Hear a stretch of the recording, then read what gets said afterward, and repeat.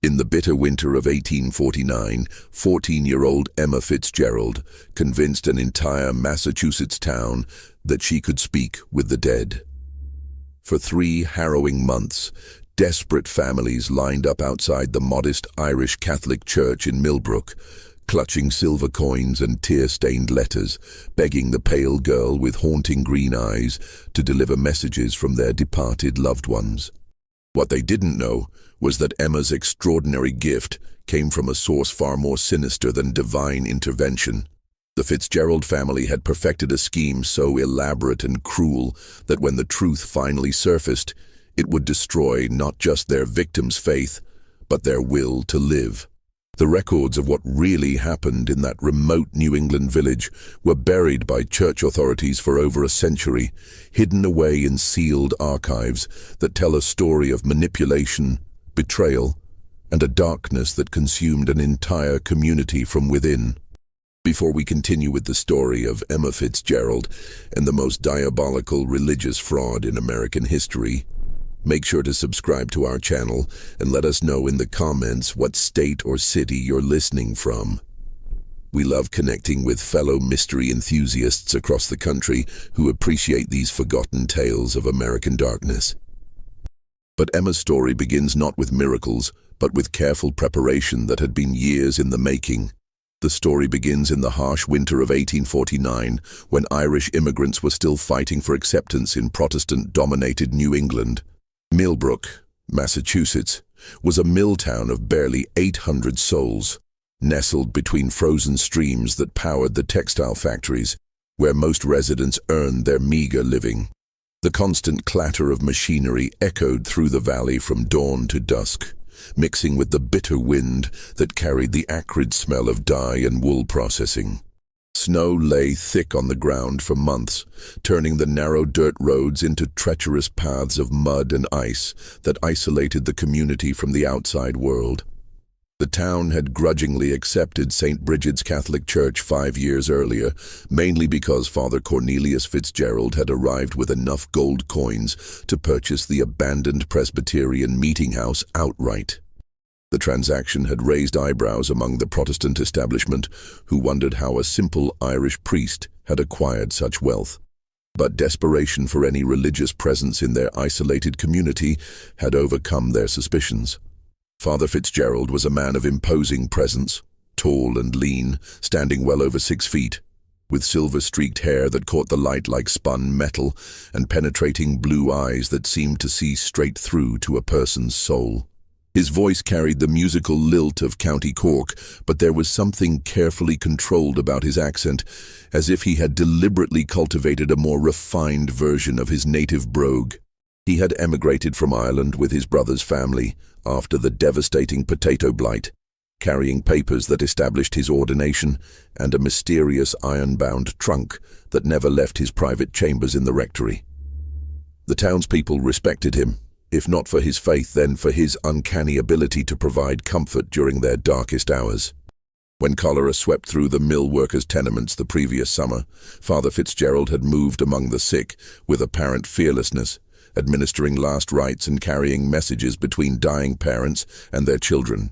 When the Brennan family lost their eldest son in a mill accident, the priest had somehow known exactly what words to speak to ease their anguish. He knew everyone's struggles, their secret shames, their deepest fears, knowledge that made him both trusted confessor and quietly feared authority. Living in the rectory beside the church was his brother's daughter, Emma, a delicate girl with prematurely grey-streaked auburn hair and eyes that seemed far too old for her 14 years. She had arrived with her uncle as a mute, traumatized child who had allegedly witnessed unspeakable horrors during the crossing from Ireland. Stories whispered about ship fever, starvation, and death that had stolen her ability to speak. The townspeople pitied her, this silent waif who swept the church floors with mechanical precision and tended the small herb garden behind the rectory with an almost supernatural understanding of which plants would thrive in New England's harsh climate. Her aunt, Martha Fitzgerald, was a sharp-eyed woman with calloused hands and a face that seemed carved from granite. She managed the household with military precision, her Irish accent thick and unrefined compared to her brother-in-law's cultivated speech. She was known for her herb remedies and her ability to ease difficult childbirths, skills that had earned her grudging respect among the town's women, despite their religious differences. Her husband Patrick worked at the local sawmill, a burly man with massive hands and a reputation for reliability, maintaining the family's humble facade while contributing to their surprisingly detailed knowledge of every family's financial circumstances. What the people of Millbrook didn't realize was that the Fitzgerald family had been watching them, studying them, cataloging every whispered confession, every tearful admission, every secret shared in the supposed sanctity of the confessional booth. Father Fitzgerald kept meticulous notes, written in Gaelic script that none of the English-speaking townsfolk could decipher, documenting not just sins, but family histories, financial struggles, romantic entanglements, medical ailments, and the intricate web of relationships that bound the small community together. It was information more valuable than gold, and the Fitzgeralds were about to discover just how profitable grief could be. The family had spent 5 years building their reputation and their intelligence network, waiting for the perfect moment to unveil Emma's supposed gift. They had watched families bury their loved ones, noted which deaths left the deepest scars, and carefully catalogued which survivors might be most susceptible to spiritual manipulation. The harsh winter of 1849 had been particularly brutal, claiming more lives than usual and leaving the community emotionally raw and desperate for any sign that their suffering had meaning. The transformation began on a bitter February morning, when Mrs. Eleanor Hutchinson collapsed during Sunday Mass. The church was packed despite the freezing temperature, breath visible in small clouds as the congregation huddled together for warmth. Mrs. Hutchinson sat in the third pew as she had every Sunday since her arrival in Millbrook 15 years earlier, but today her usual composed demeanor had cracked completely. She had been grieving her 6-year-old son, Thomas, who had died of scarlet fever just 3 weeks prior, and her wails of anguish echoed off the stone walls of the church like the cries of a wounded animal. The sound was heartbreaking, a mother's raw grief that seemed to tear at the very fabric of the community's composure.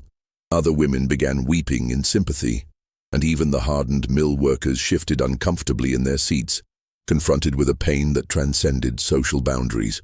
Father Fitzgerald had been delivering a sermon about eternal rest when Mrs. Hutchinson's composure finally shattered completely, her body racked with sobs that seemed to echo from the depths of her soul.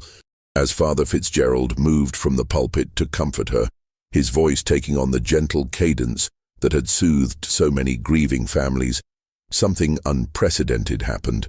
Young Emma Fitzgerald suddenly spoke for the first time since her arrival in Millbrook 5 years earlier. The girl had been sitting in her usual place at the very back of the church, so still and silent that most people forgot she was there, when her clear, melodious voice cut through Mrs. Hutchinson's sobs like a knife through silk. "Thomas says not to cry, Mama. He says the angels are teaching him to read, just like you always wanted." The words came from Emma's lips in a voice that seemed too mature, too knowing for a 14-year-old girl. Her pale face had taken on an ethereal quality, her green eyes seeming to focus on something invisible to everyone else, her head tilted slightly as if listening to whispered words that only she could hear. "He says to tell you about the wooden horse he carved for Christmas, the one hidden under the floorboards in his room. He says he finished it just before the fever took him, and he wants his little sister Mary to have it." The entire congregation turned in stunned silence, the weight of collective attention falling on the previously unnoticed girl like a physical force. Mrs. Hutchinson's face went white as fresh snow, her hands trembling as she gripped the back of the pew in front of her. The wooden horse was real. Thomas had been secretly carving it as a gift for his younger sister, hiding it beneath loose floorboards where he thought no one would find it. Only Eleanor had discovered it while cleaning out his belongings, and she had told no one, not even her husband, about this final heartbreaking evidence of her son's love and creativity. But Emma wasn't finished. Her voice continued with an otherworldly confidence that sent chills down the spines of everyone present. "He says to remember the song you used to sing to him when the storms came, the one about the sailor who found his way home by following the stars. He says he can hear you singing it still, and it helps him not to be afraid in the new place where he lives now." Mrs. Hutchinson let out a sound that was half gasp, half sob. The lullaby was something she had invented herself, a simple melody with words she had made up to comfort Thomas during the violent thunderstorms that terrified him.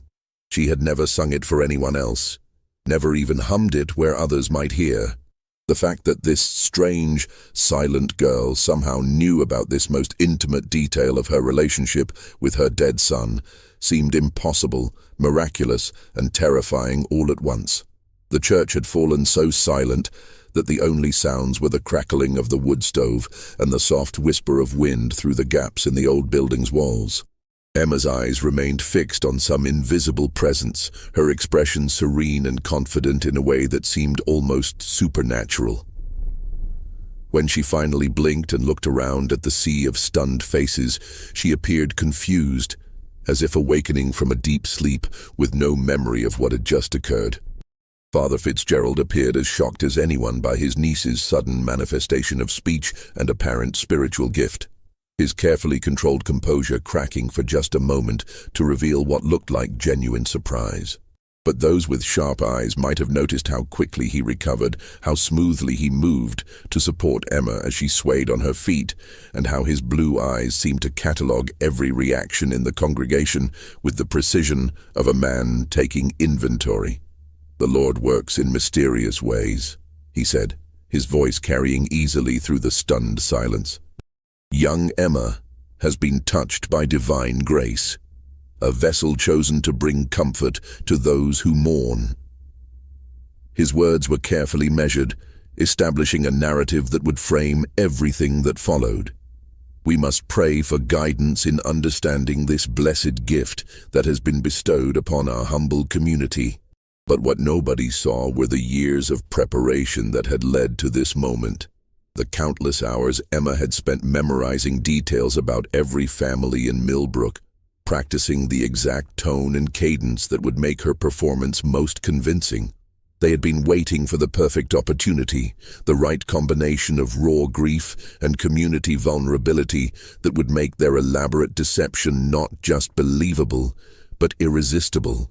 Word of the miracle spread through Millbrook faster than wildfire in a dry forest, carried on the lips of every person who had witnessed Emma's impossible knowledge of Thomas Hutchinson's secret wooden horse and his mother's private lullaby.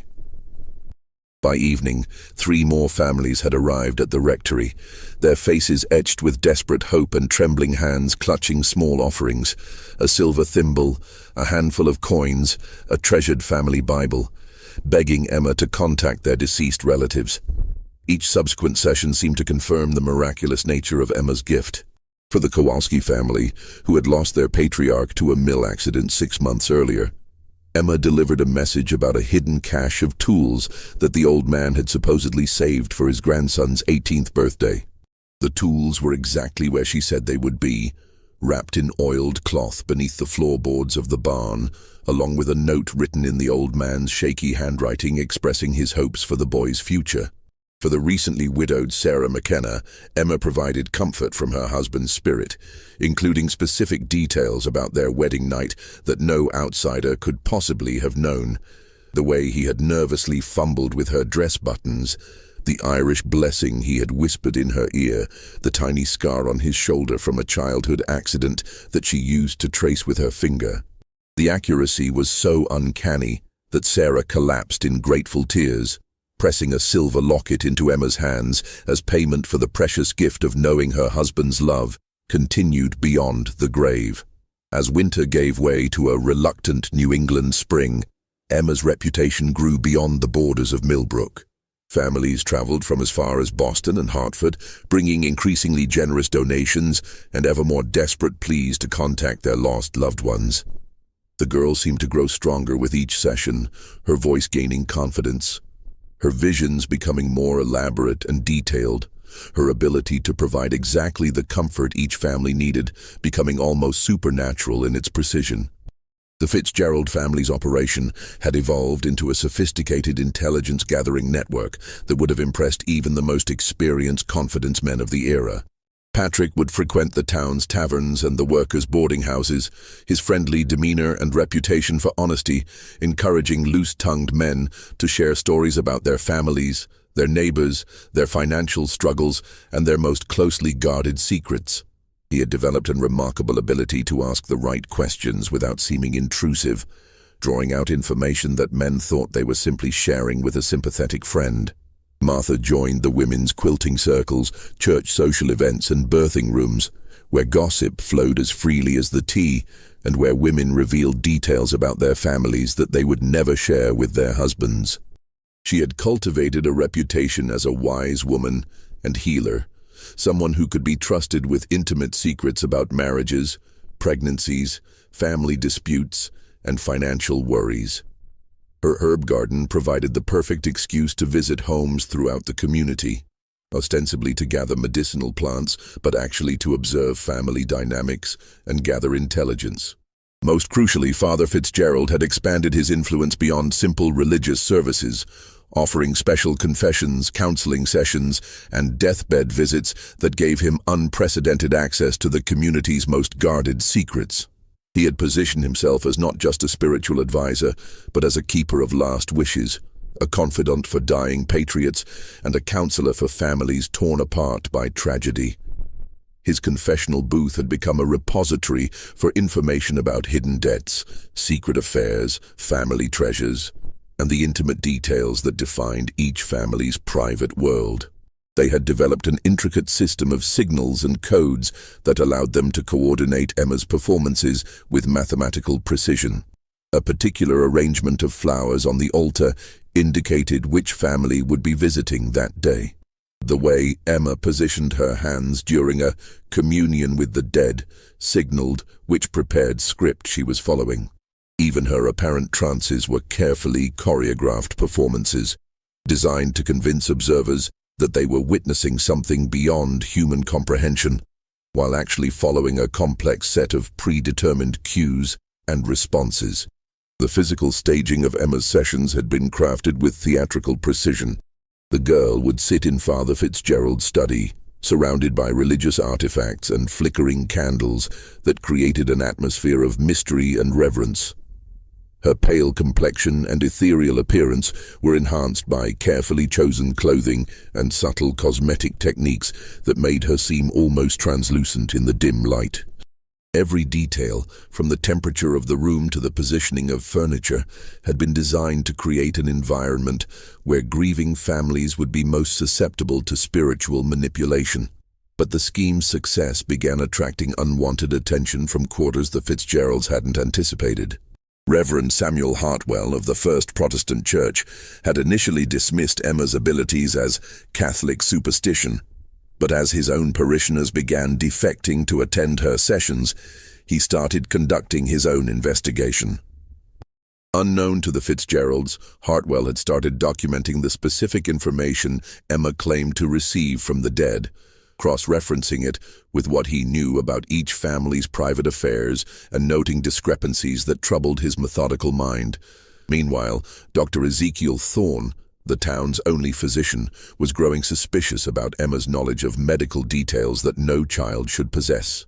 When she accurately described the final symptoms of patients he had treated in private, the specific progression of lung disease, the particular way certain fevers manifested, the exact location of tumors that hadn't been visible to the naked eye, he began to suspect that something far more earthly than divine intervention was at work. The first crack in the Fitzgeralds' perfect facade appeared in late March, when Emma made a crucial mistake during a session with the McBride family. She claimed their deceased father was concerned about a specific business deal involving a lumber contract with a company in Springfield, warning that the deal would fail within the month and leave the family financially ruined. The message was delivered with Emma's usual confidence and included specific details about the contract terms that seemed impossible for her to know. The problem was that old Sean McBride had died 6 months before the business opportunity even existed. The lumber contract hadn't been proposed until 3 weeks after his death, and the Springfield Company hadn't even been incorporated until January. It was information that Father Fitzgerald had gleaned from a recent confession by Sean's son Timothy, who had been agonizing over whether to accept the risky business proposition, but which the priest had carelessly attributed to the wrong source when briefing Emma for her performance. Young Timothy McBride, a sharp-minded 18-year-old who had inherited his father's head for business, along with his suspicious nature, immediately recognized the impossibility of Emma's message. His father couldn't have known about a lumber contract that hadn't been proposed until 3 weeks after his death, much less provided specific details about a company that hadn't existed during his lifetime. The error was so glaring, so obviously impossible, that Timothy felt as if a cold hand had gripped his heart as he realized the implications. When Timothy quietly shared his concerns with Dr. Thorne during a chance encounter at Morrison's general store, the two men discovered they had both been harboring similar doubts about Emma's alleged abilities. Dr. Thorne's medical training had made him particularly sensitive to the girl's impossible knowledge of symptoms and diseases, while Timothy's business acumen had alerted him to anachronisms in the financial information Emma claimed to receive from beyond the grave. Their investigation began cautiously, with informal conversations and careful observation, but quickly revealed a disturbing pattern that neither man had fully grasped when examining Emma's claims in isolation.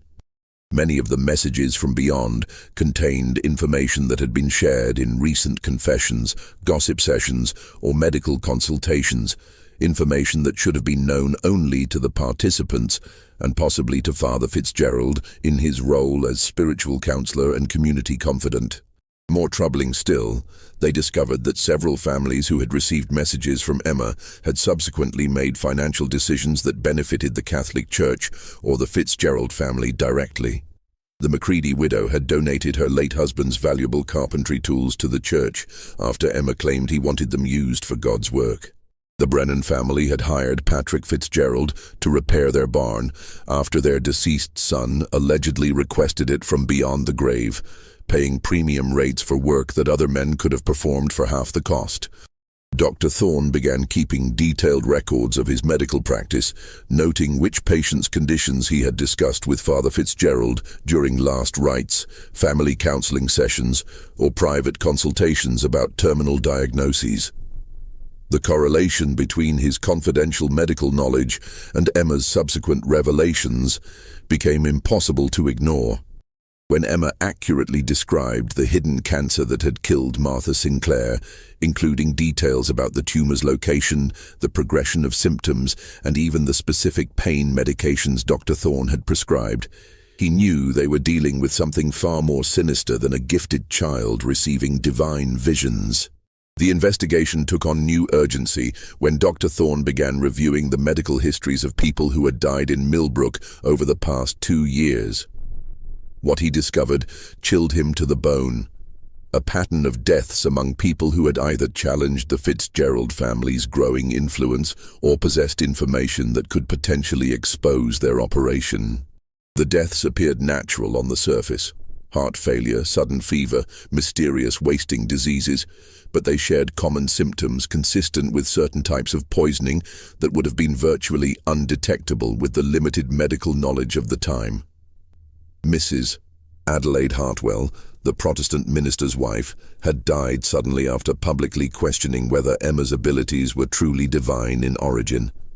Her symptoms, severe stomach pain, weakness, and eventual cardiac arrest, were consistent with arsenic poisoning administered in small doses over several weeks. Thomas Brennan, the young man whose spirit had supposedly requested that his family hire Patrick Fitzgerald, had died just 2 days after expressing doubts about Emma's authenticity to his mother. His rapid decline from apparent good health to fatal fever matched the progression of mercury poisoning. The situation reached a boiling point in early April when Emma claimed to receive a message from Benjamin Fuller, a mill worker who had allegedly died in a machinery accident the previous week. According to Emma, Benjamin's spirit was warning the town about dangerous working conditions that would claim more lives unless immediate changes were made to the mill's safety procedures. The message was so detailed and technically accurate that it could only have come from someone with intimate knowledge of the mill's operations and the specific hazards that threatened workers' lives daily. The problem was that Benjamin Fuller was still alive. Dr. Thorne had treated him for minor injuries the previous week, and the man was very much breathing when Emma delivered his supposed posthumous message to a room full of grieving mill workers and their families. When confronted with this impossibility, Father Fitzgerald claimed that Emma must have been receiving a prophetic vision of Benjamin's future death rather than communication with his spirit. But the explanation rang hollow to anyone with functioning critical thinking skills. For Dr. Thorne and Timothy McBride, Benjamin Fuller's premature death was the final piece of evidence they needed to confirm their suspicions about the Fitzgerald family's elaborate deception. But their investigation had also uncovered something even more disturbing than simple fraud. Evidence that the family was willing to commit murder to protect their operation and enhance their credibility as spiritual intermediaries. Armed with this terrifying knowledge, the two men faced a terrible dilemma that would define the rest of their lives. Exposing the Fitzgeralds would destroy the faith and hope of dozens of grieving families who had found genuine comfort in Emma's messages. But allowing the family to continue their operation would almost certainly result in more deaths as they worked to eliminate potential threats and create prophetic fulfillments of Emma's predictions. Just when we thought we'd seen it all, the horror in Millbrook intensifies. If this story is giving you chills, share this video with a friend who loves dark mysteries. Hit that like button to support our content, and don't forget to subscribe to never miss stories like this. Let's discover together what happens next as we uncover the true depths of the Fitzgerald family's sinister operations. Armed with evidence of the Fitzgeralds' deception and their growing suspicion of something far more sinister, Dr. Thorne and Timothy McBride found themselves trapped in a nightmarish situation that tested every moral principle they held dear. Exposing the family would destroy the faith and hope of dozens of grieving families who had found comfort in Emma's messages, shattering their belief not just in the girl's abilities, but in the very possibility of life after death. Many had made significant life changes based on supposed communications from their deceased loved ones, changes that had brought them peace and purpose in the midst of overwhelming grief.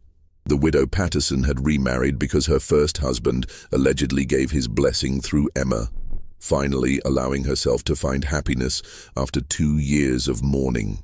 The Kowalski family had moved their elderly grandmother into their home because their dead grandfather had requested it, creating a multi-generational household that had brought joy to the old woman's final years. The Sullivan children had chosen to keep their father's struggling farm instead of selling it and moving to the city, inspired by messages that encouraged them to honor their family's agricultural legacy. Revealing the truth would shatter these families all over again, forcing them to confront the possibility that their most treasured spiritual experiences had been nothing more than elaborate lies designed to separate them from their money and manipulate their emotions. The psychological damage could be irreparable, potentially destroying the mental health of people who had already endured more loss than any human being should have to bear. But their investigation had uncovered something even more disturbing than simple fraud. Father Fitzgerald's meticulous notes, which Dr. Thorne had glimpsed during a medical call to the rectory to treat Emma for what appeared to be a minor illness, contained information that went far beyond what any confessor should know or record. There were detailed family trees dating back generations, comprehensive lists of debts and assets that would have required access to private financial records, detailed accounts of extramarital affairs and illegitimate children, and carefully compiled profiles of which widows might be most vulnerable to financial manipulation. The priest wasn't just collecting spiritual confessions. He was building a comprehensive intelligence database about every family in the region, complete with psychological profiles, financial assessments, and strategic recommendations for how each household could be most effectively exploited. The scope of information gathering was so extensive that it suggested the Fitzgeralds had been planning their operation for years before Emma's first miracle, systematically infiltrating every aspect of community life to gather the intelligence they would need for their elaborate deception. More troubling still were the recent entries in the priest's journal, which Dr. Thorne had managed to read during a moment when Father Fitzgerald was distracted by Emma's apparent illness. The notes suggested that the Fitzgeralds were planning to expand their operation far beyond Millbrook, with references to suitable locations in nearby towns and detailed observations about training additional vessels for God's work. Emma wasn't their only young relative.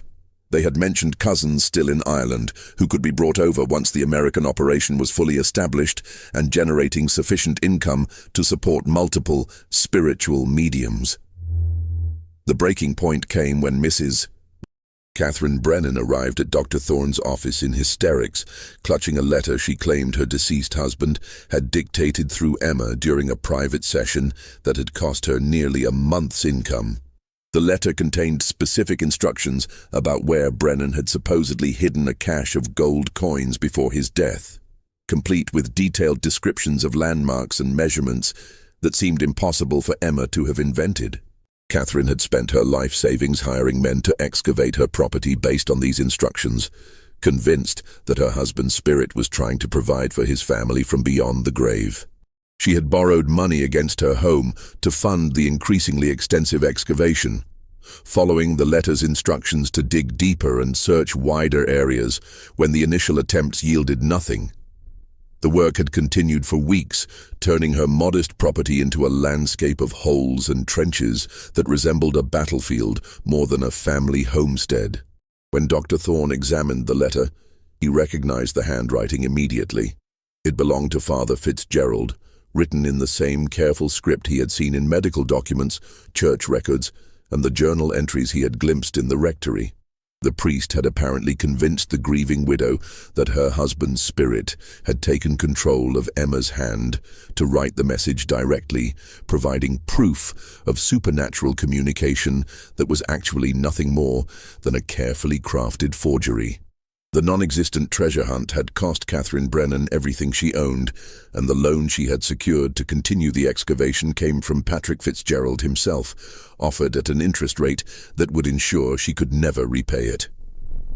The Fitzgeralds had not only stolen her money through false hope, they had positioned themselves to claim her property when she inevitably defaulted on the impossible debt.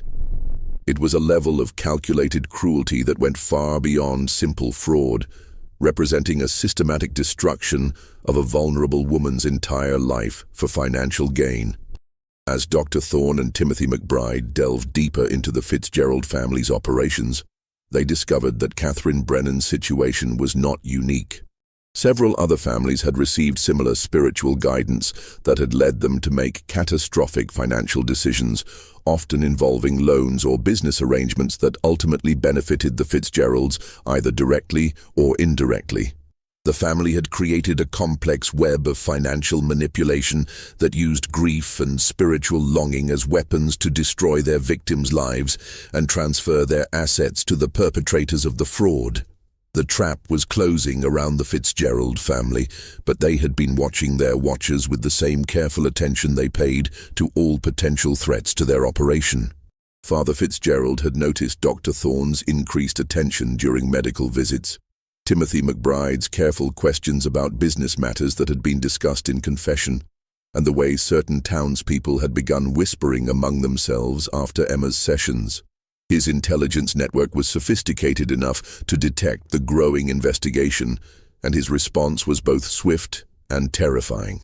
3 nights after Dr. Thorne's examination of Catherine Brennan's forged letter, Benjamin Fuller, the mill worker whose premature death had exposed the impossibility of Emma's claims, was found dead in his boarding house room. The official cause of death was listed as heart failure, but Dr. Thorne's examination revealed symptoms consistent with digitalis poisoning. a substance that could be derived from common foxglove plants and would cause exactly the kind of cardiac distress that had killed the young man. The message was clear. The Fitzgeralds knew about the investigation, and they were prepared to kill anyone who threatened to expose their operation. The family that had built their reputation on providing comfort to the grieving was willing to create new grief, new loss, new devastation to protect their profitable deception. The question was no longer whether Dr. Thorne and Timothy McBride could gather enough evidence to expose the truth. It was whether they would live long enough to act on what they had discovered. On a rain-soaked evening in late April, with storm clouds gathering over Millbrook like harbingers of the apocalypse, Dr. Thorne and Timothy McBride made their fateful decision to act. They had arranged to meet with Reverend Hartwell and two of the town's leading citizens, mill owner James Richardson and merchant Samuel Morrison, to present their evidence against the Fitzgerald family. The meeting was scheduled for 8 o'clock in the Protestant church, chosen specifically because it was the one location in town where Father Fitzgerald's influence was weakest and where they might speak freely without fear of being overheard by the priest's extensive network of informants. But as they gathered in the stark interior of the Protestant church, illuminated only by a handful of oil lamps that cast dancing shadows on the whitewashed walls, they discovered that Father Fitzgerald had anticipated their actions with the same supernatural precision that had characterized Emma's supposed communications with the dead. He was waiting for them, seated calmly in the front pew with Emma beside him, her pale face streaked with what appeared to be genuine tears that caught the lamplight like liquid silver. The priest's presence was both shocking and terrifying, a clear demonstration that his intelligence network was even more sophisticated than they had suspected. He had known about their meeting before they had even finalized the arrangements, suggesting that someone among their own allies had been feeding information back to the Fitzgerald family. The possibility that their investigation had been compromised from the beginning sent chills down their spines and made them question everything they thought they knew about their fellow townspeople. "I know why you've come," Father Fitzgerald said, his voice carrying the same authority that had comforted so many grieving families over the past 5 years. His tone was calm, almost conversational, as if he were discussing the weather rather than facing accusations of fraud and murder. "And I know what evidence you believe you've gathered against my family. But before you destroy the faith and hope of this entire community, before you shatter the peace that so many families have found through Emma's blessed gift, I want you to understand what you're really dealing with." What followed was a confession more chilling than any of the ghost stories Emma had performed for her desperate audiences. Father Fitzgerald revealed that the entire operation had been planned from the moment they arrived in Millbrook, chosen specifically because of its isolation, its large population of immigrants and mill workers who died young, and its lack of sophisticated record-keeping that might expose inconsistencies in their stories. The family had spent months traveling through New England, evaluating potential locations before settling on Millbrook as the perfect environment for their elaborate deception. Emma's training had begun when she was barely 10 years old, back in Ireland, where the family had perfected their techniques on smaller villages during the chaos and desperation of the famine years. She had been taught to read people's faces and body language, to recognize the subtle tells that indicated which emotional buttons to push for maximum effect.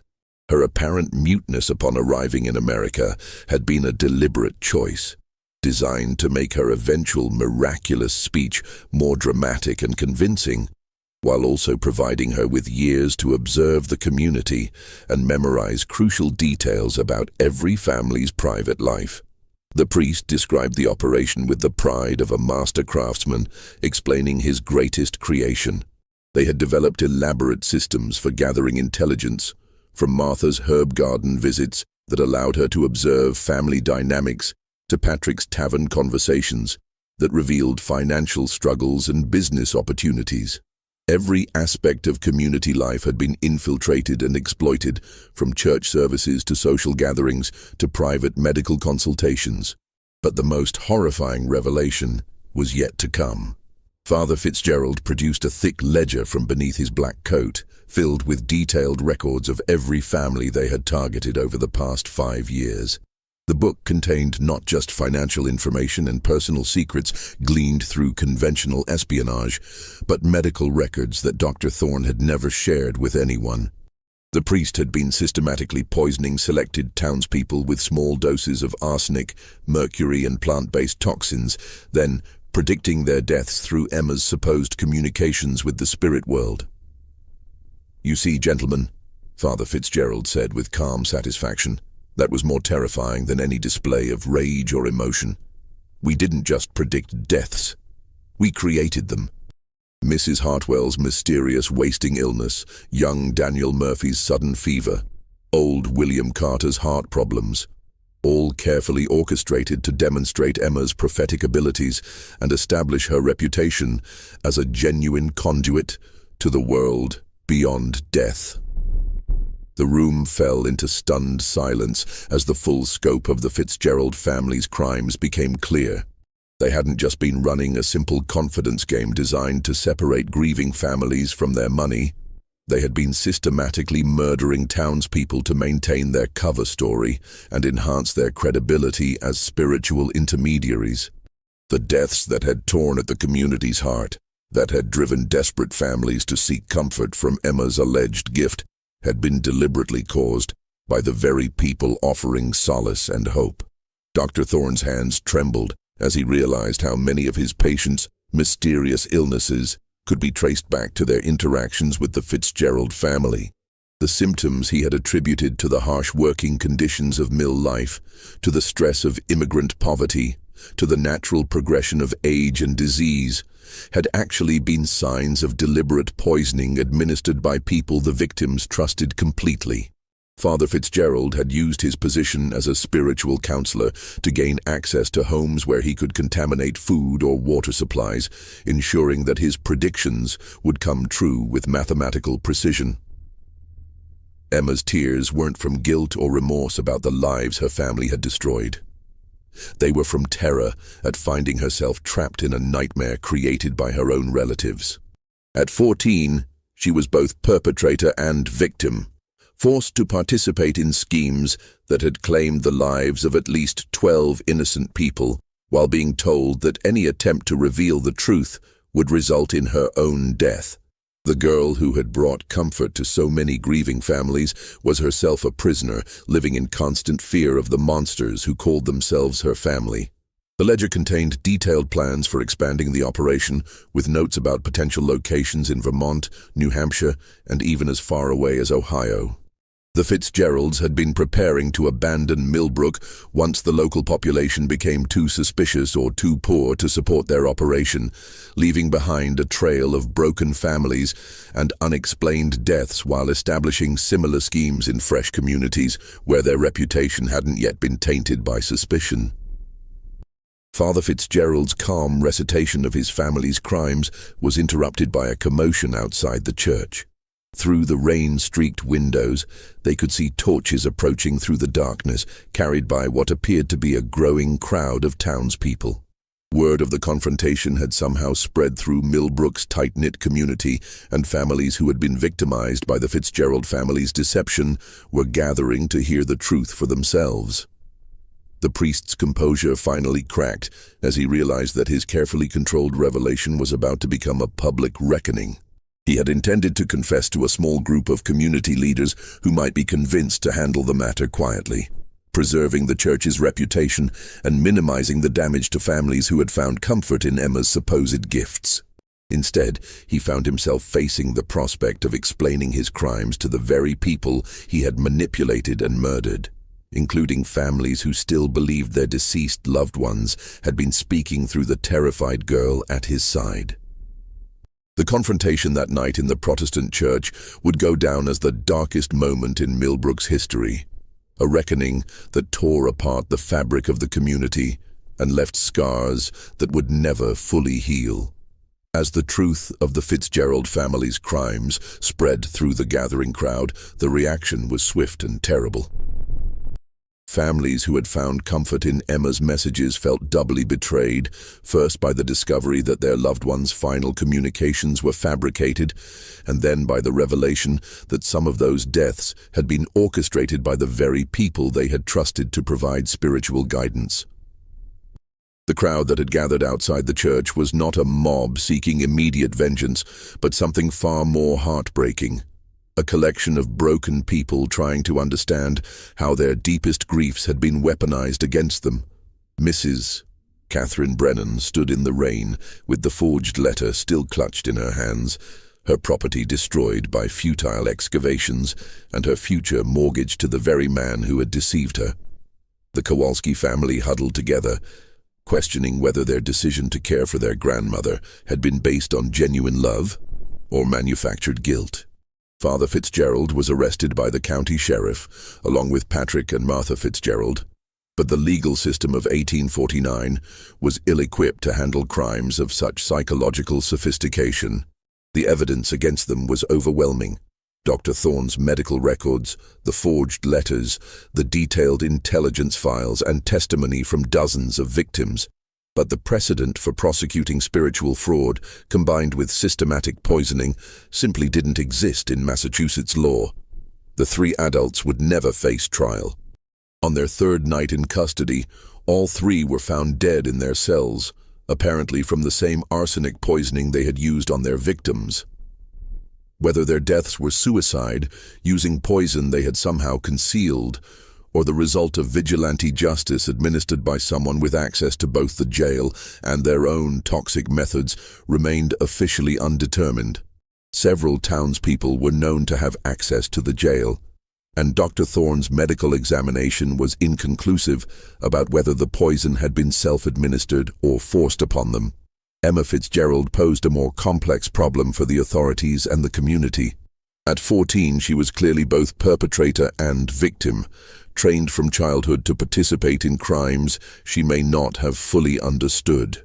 Her testimony revealed the extent of her psychological manipulation, describing years of isolation, threats, and forced participation in activities that had resulted in multiple deaths. Dr. Thorne advocated for mercy, arguing that the girl had been as manipulated as any of the families they had deceived, while others in the community demanded that she face justice for her role in their suffering. The compromise solution reflected the limited understanding of child psychology and trauma that characterized the era. Emma was ultimately sent to live with distant relatives in Pennsylvania, far from the scene of her family's crimes, under a new name, and with strict instructions never to return to New England. The decision satisfied no one completely, but represented the best attempt at justice that the legal and social systems of the time could provide. The physical evidence of the Fitzgerald family's operation was systematically destroyed by church and civil authorities, who feared that detailed knowledge of their methods might inspire copycat crimes in other communities. The house where they had lived was burned to the ground, officially due to structural concerns, but actually to erase any remaining traces of their intelligence-gathering operation. Their personal belongings were scattered to the winds, and even Father Fitzgerald's carefully maintained records were consigned to flames, ensuring that the full extent of their victims' personal information would die with the family. The Catholic Church building itself became a source of ongoing controversy. Some families wanted it demolished entirely, viewing it as forever tainted by the crimes committed within its walls, while others argued that destroying the building would only add to their losses. The compromise was to convert it into a town hall, removing all religious artifacts and symbols while preserving the structure for secular community use. Even this solution proved temporary, as the building was eventually abandoned when its dark history made it impossible to use for any purpose that required public trust. But the psychological scars left by the Fitzgerald case lasted far longer than any physical evidence. Millbrook's surviving residents struggled to rebuild their faith, not just in the Catholic Church, but in the very possibility of life after death, spiritual comfort, and their own ability to distinguish truth from manipulation. Many families who had reorganized their entire lives based on Emma's supposed messages found themselves adrift, unsure whether to trust their own decisions or the guidance they thought they had received from beyond the grave. The mill town never fully recovered from the trauma of discovery. Within 5 years, more than half the population had moved away, seeking fresh starts in communities where their gullibility wouldn't be a constant source of shame, and where they could rebuild their lives without the constant reminder of how thoroughly they had been deceived. The economic impact was devastating, as the exodus of families destroyed the customer base for local businesses and left the textile mills struggling to maintain adequate workforce levels. Perhaps most tragically, the Fitzgerald case cast doubt on legitimate instances of comfort and closure that grieving families had found through their faith and their own emotional healing processes. The line between spiritual solace and cruel manipulation had been so thoroughly blurred that many people lost the ability to trust their own emotional experiences. The dead, it seemed, would have to remain silent, their survivors left to find peace without the promise of supernatural communication or the comfort of believing that love transcends death. The few families who remained in Millbrook developed an almost pathological skepticism about any claims of spiritual or supernatural experience. When other supposed mediums or spiritual healers attempted to establish themselves in the area over the following decades, they were met with hostility and suspicion that bordered on paranoia. The community's collective trauma had created an immune response to spiritual manipulation, but at the cost of closing themselves off from the very sources of comfort that might have helped them heal. Dr. Thorne continued to practice medicine in Millbrook until his death in 1867, but his experience with the Fitzgerald case changed his approach to patient care fundamentally. He became obsessed with documenting every symptom, every treatment, and every conversation, creating medical records of unprecedented detail in an effort to prevent future cases of systematic poisoning from going undetected. His meticulous approach to medicine, born from the trauma of discovering how many of his patients had been murdered under his care, influenced a generation of physicians and contributed to improved standards for medical record-keeping throughout New England. Timothy McBride left Millbrook in 1852, unable to bear the constant reminders of the investigation that had consumed 2 years of his life and cost him his faith in human nature. He eventually settled in California during the gold rush, where he used his skills in detecting deception to become a successful assayer and fraud investigator. He never married, never spoke publicly about his experiences in Millbrook, and never again attended religious services of any denomination. This mystery shows us how the deepest human vulnerabilities, our grief, our love for lost family members, our desperate need for hope in the face of death, can be weaponized by those who understand the psychology of suffering. The Fitzgerald family's crime wasn't just fraud or even murder. It was the systematic destruction of the most fundamental human comfort in the face of mortality. The belief that love transcends death, and that our connections to those we've lost continue beyond the grave. What do you think of this story? Do you believe everything was revealed, or might there be other families out there, still operating similar schemes in isolated communities where grief runs deep and questions run shallow? The techniques perfected by the Fitzgeralds, careful observation, meticulous record-keeping, exploitation of religious authority, and the systematic gathering of personal intelligence, could be replicated anywhere that desperate people seek comfort from those they trust. Leave your comment below and let us know if you've ever encountered situations where someone seemed to know impossible things about your deceased loved ones, or if you've noticed patterns of convenient deaths in communities dominated by a single spiritual authority. If you enjoyed this tale and want more horror stories like this, subscribe, hit the notification bell, and share with someone who loves mysteries. The past is full of secrets that powerful people have worked to keep buried, and we're just getting started uncovering the truth behind America's forgotten tragedies. See you in the next video.